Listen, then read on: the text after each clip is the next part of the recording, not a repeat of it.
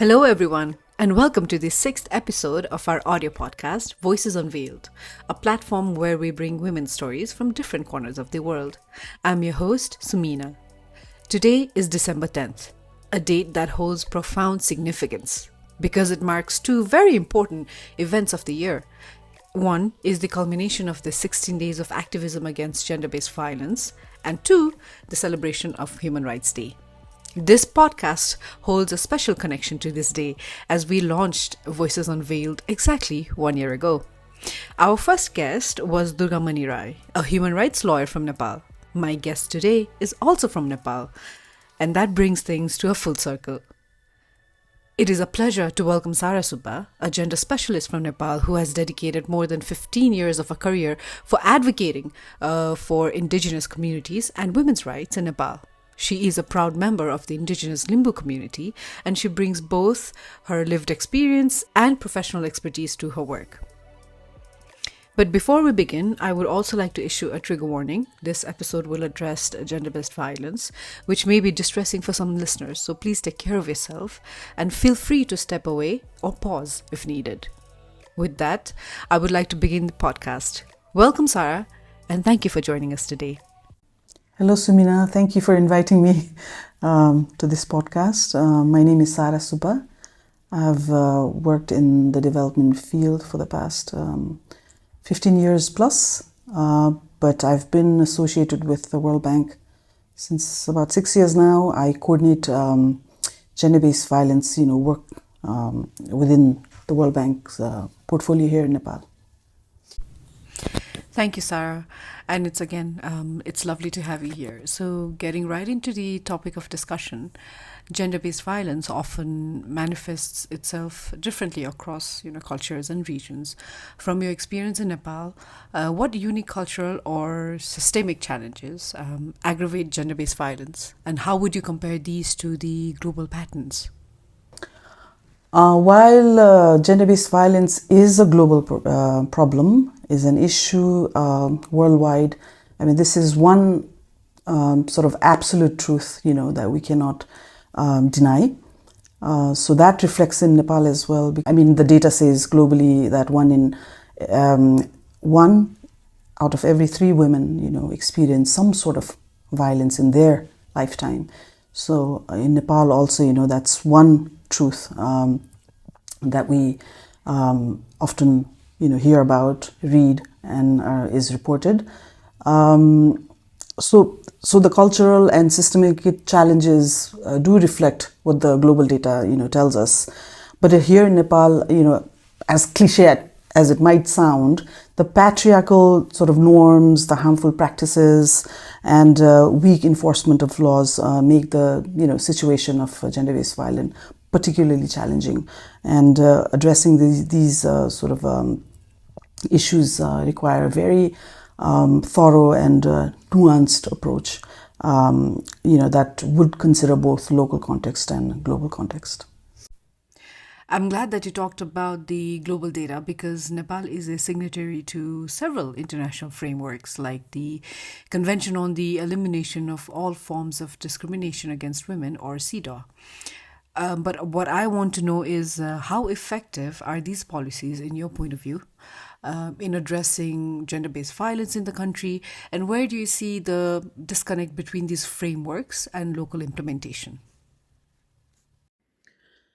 Yes, Nepal indeed is a signatory to several international commitments, including CEDAW, like you mentioned, which address gender-based violence. When we look both these international commitments and Nepal's own national legal framework, it's quite obvious to us that the country has a very strong foundation, legal foundation on gender-based violence.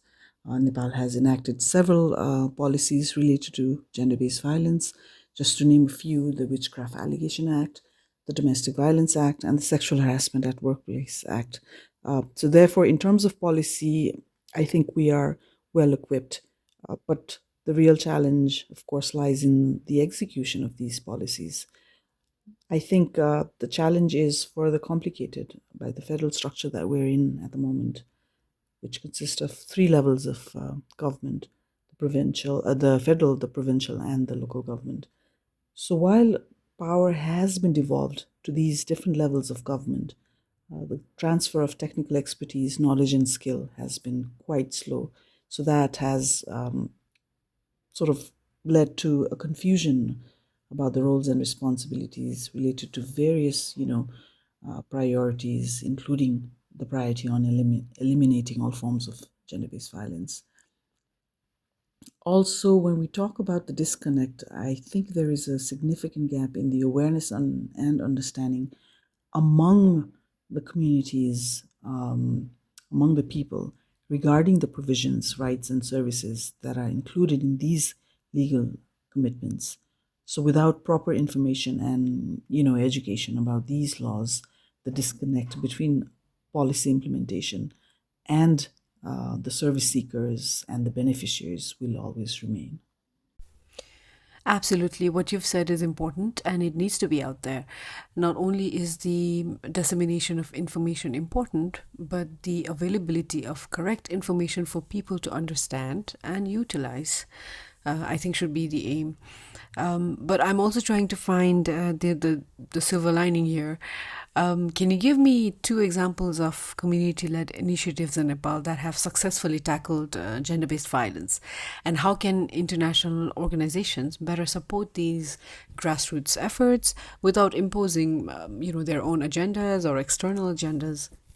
Okay, we'll take it one at a time, I guess. So, what are some of the good examples, right? Community-led good examples. There are many because in Nepal, gender-based violence, prevention and response work has been ongoing, for years. The movement is very strong. We have many civil society organizations who are, committed to the prevention and response on gender-based violence. So we have a very strong civil society movement. Yet, of course, going back to the challenge of, systemic and legal sort of challenges come to, take effect in this context as well. But some of the, great sort of community-led actions include, I would say, when you leverage the existing nexus of community groups such as, we have strong mother groups, we have strong female health worker groups within, communities across Nepal. So when we mobilize these groups and then make them the entry points, the first line of support, to survivors, this has become one of the, most successful community-led initiatives. Especially we realized during COVID when, gender-based violence, in particularly intimate partner violence, spiked during COVID because the survivors had to be, inside homes with their perpetrators. This kind of strategy became, even more effective. So community-led organizations, groups such as the Mothers Group, the Fathers Group, the female health workers would become the first sort of entry points for survivors to seek help or even talk about what their experience. You've talked about mobilizing the already existing community groups like the Mothers Group, the female community health volunteers. I want to know whether the youth groups were also mobilized at the community level. For sure, yes. What we are realizing is that violence, within the violence sort of narrative, the most vulnerable groups are the adolescent groups, right? So organically, when we think about the narrative on gender-based violence, youth groups are, the ones who are also, suffering from this issue, but at the same time, they're the ones who are also, our entry points, campaign, against this issue. So youth groups are, in fact, one of the best and the strongest force to work with. International organizations, for example, multilateral, organizations like the World Bank, the UN, often works with the government, right? Their mandate is to strengthen sort of like the governance systemic issues, legal issues of the country. So oftentimes civil society, like the youth groups, the mothers group, and other NGOs don't come into the picture.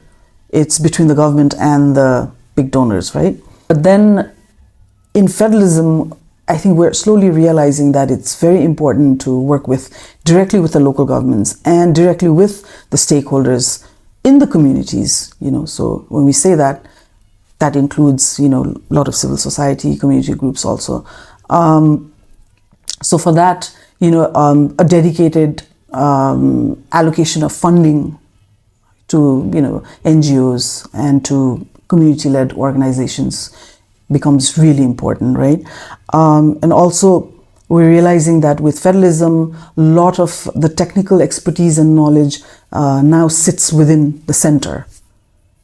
So at the provincial level, at the local government, municipality level, capacity building is the crucial factor that we are realizing needs to be sort of feed in. So one is, the funding and the technical assistance in terms of capacity building support, while we also want to ensure that local context and needs, what is the prevalence? Because when we talk about gender-based violence, it's contextual, right? Gender-based violence, there are many forms of gender-based violence, and violence sort of has to be contextual. There are many forms of violence which is now slowly evolving also. Now we have technology, we have social media, so other forms of violence are emerging. So how do you address these emerging issues, becomes important. So how do you prioritize without, having our own agenda, tied up to that is important. Just to follow up to what you've just talked about, in your experience, what has been the biggest challenge for survivors in reporting the violence? That is the crux of, addressing sort of gender-based violence. Data is a huge thing because underreporting is a global challenge in GBV, and that happens in Nepal as well. When we look at the recent demographic and health survey, it gives us a very grim picture. 68% of people do not report violence, or they don't seek help at all. So that's a very vulnerable situation we're in. If we don't have people coming forward and reporting violences that they experience, then we don't have any data or evidence to work toward prevention, and then even to strengthen what our response services should in fact look like if we don't have that evidence. And of course, underreporting, in our experience, underreporting happens because survivor always thinks about re-victimization. And I go back to our challenges of, patriarchal sort of mindset, the unconscious sort of biasness, the gender biasness that, come to play when reporting violence is that when you report it, you might be stigmatized. For example, when you report a case of violence, that I have experienced, then I have to go to the police. The police will have their own, whoever is looking at your case will have their own biases, right? The judgments, the discrimination. So we fear that retaliation, we fear that judgment, we fear that discrimination. So we don't report. And the other is the stigma. For example, if it's a case of rape and I report it, then how do I go back to my family? How do I go back to the society that I live in, So there's a fear that I will be stigmatized over and over again. And of course, there's also an issue of trauma. How do you deal with, the trauma that will happen again and again when you tell your story, when you tell your, experience to different people? So, that's why we say that, reporting does not happen because of all these issues, but then reporting should be encouraged, right? Also, the other thing is we don't have services that are standard or uniformed, you know. And if there are services, then how do you access that? So there's a big gap in that awareness or understanding also. Just staying relevant to what you've just talked about, economic empowerment is often seen as a powerful way and sometimes a key way for survivors to break from the cycle of violence. Are there examples that perhaps you can share where economic empowerment programs have actually helped the survivors to break free from these cycles of violence? We realize that many survivors are often, forced to return to their abusers because of economic dependency. So yes, economic empowerment programs, play a crucial role in helping survivors escape the cycle of violence, right? And it gives them with, additional financial independence and skills. So, there are several examples of this approach. For example, the Integrated Platform for Gender-Based Violence Prevention and Response project, which was supported by the World Bank, had a significant component on developing skills and offering economic opportunities to the survivors so that, they are well on their feet, and can survive on their own. But at the same time, while having said that, I would like to also emphasize that these programs are very important, but it's also important to recognize that economic independence alone does not automatically prevent violence, right? If that's the case, then why do we hear about, urban women, independent, financially independent working women, often going through domestic violence, and other kind of violences. So violence is a very complex issue, that transcends age, income, that transcends, even gender, and can happen anytime within any, context and perpetrated by anyone. So therefore, economic empowerment is a critical component, and it should be part of the package of addressing, gender-based violence. So it has to be a sort of like a broader, faceted approach to address GBV, but it cannot be the only factor that prevents gender-based violence. Okay, so what role do you think international policies play in addressing or, overlooking at these economic dynamics at the ground level? I think this might sound repetitive, but again, I think the overarching focus of the international organizations and policymakers, in particularly when I'm talking about Nepal, in the context of federalism now, should be on strengthening the system, right? So we have to look at gender-based violence not only in the technical aspect, but also the governance aspect of it. Now, how do you strengthen the three tiers of government to make their response, to make their campaign more, efficient and stronger, right? So supporting the spirit of federalism, we have to recognize that it is not only, the decentralization of power, but also about disseminating the technical expertise. And then this approach requires a very collaborative effort at all levels and of all stakeholders. So it's essential that, policymakers, focus on working together so that we have a multi-pronged approach so that survivors will have, efficient, more standard services.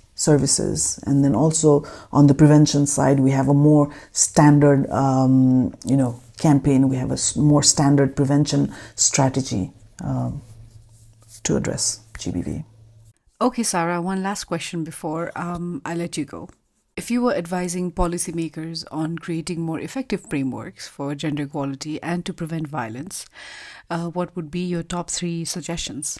The top 3 suggestions would be, again, given the federalism, of course, promoting federalism. Within that, our ask would be to really focus on the monitoring also, right? With all the projects we have that, policymakers, the international donors, organizations, the civil society, but who actually tracks the outcomes of these projects, so what are the reporting mechanism? Because we find that everyone is sort of working. Like I said before, civil society is very strong, the movement is strong, but everyone is working in silo, right?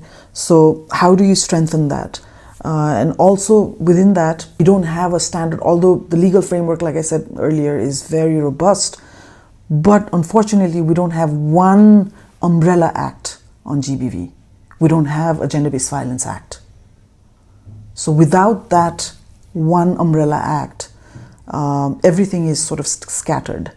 So there's no one standard act that would address the complexities of, services, the complexities of providing referrals, the complexities of, even awareness raising, capacity building, that we don't have a multi-sectoral approaches, right? When we address GBV through multi-sectoral programs, then that means, integrating health, legal, and social services. So oftentimes, all these three services are working on their own. There's no one standard approach. That's what I meant. So this sort of holistic approach ensures that, we receive comprehensive one-door, services. The other is, of course, supporting, like we talked about earlier, how can community-led initiatives be more, effective if we strengthen their capacity building, because violence is happening at the ground level, right, within the communities. So how do we raise awareness there? Should be our focus, I think. Thank you for staying with us until the end of the podcast. I hope you enjoyed that conversation as much as I did. If you wish to connect with us, please follow us on our social media, and please don't be shy to share this episode. The handles are in the description box, or you can write to us at communications@womenforbiodiversity.org. That is number 4 instead of FOR. So this is the last episode for 2024, and we will see you in 2025 with our next episode. But until then, stay strong and carry on.